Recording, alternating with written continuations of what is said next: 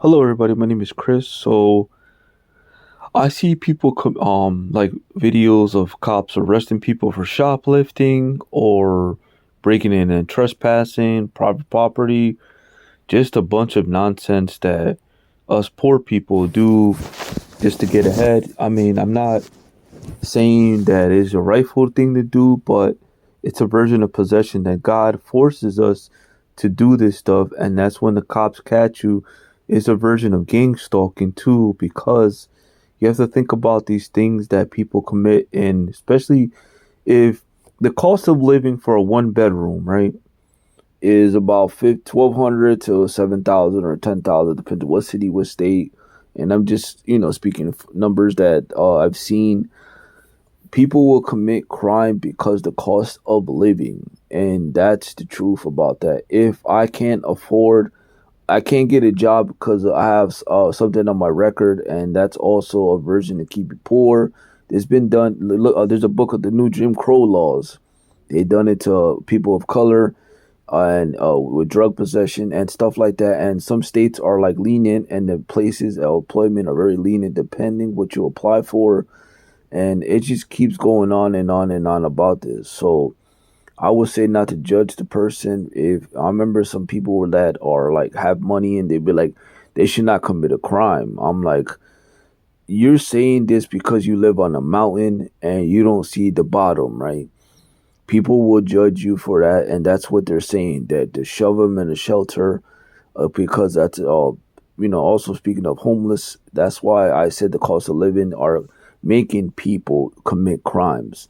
And that's also to shove people and shove the money into the prison system, which is another version of slavery and gang stalking somebody to because they're poor, and they will find any little thing to shove them in jail.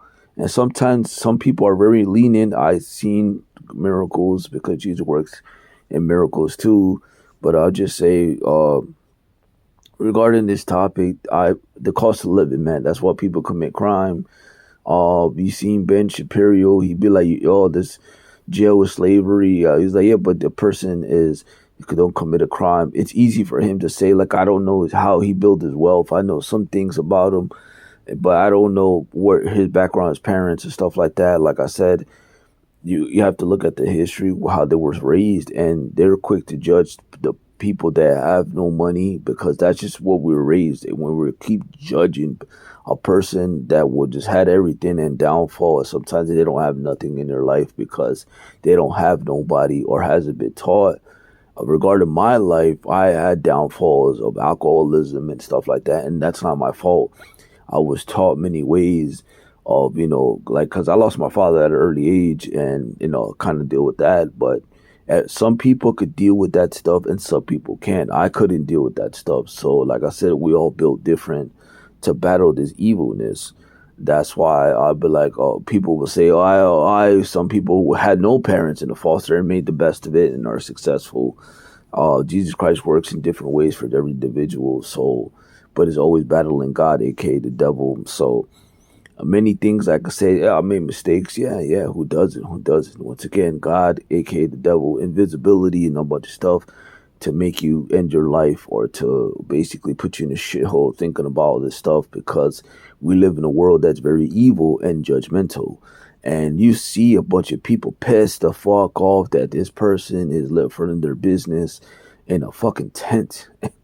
It's just so odd that we're so very judgmental, cruel to other people, but it's a version of possession, and it's also saying that I could do this.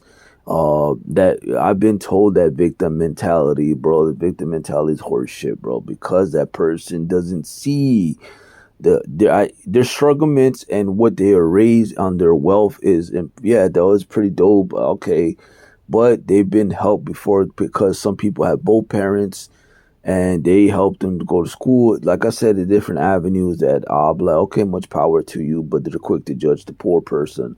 And I'm glad I grew up with a heart and I empathize because I remember living in overseas and I seen a bunch of stuff that just no, there's is beyond poor how they live. So just please stop being judgmental. Y'all take care of yourselves. Remember, one love. Always have Jesus Christ on your heart and empathize for everybody. One love, everybody.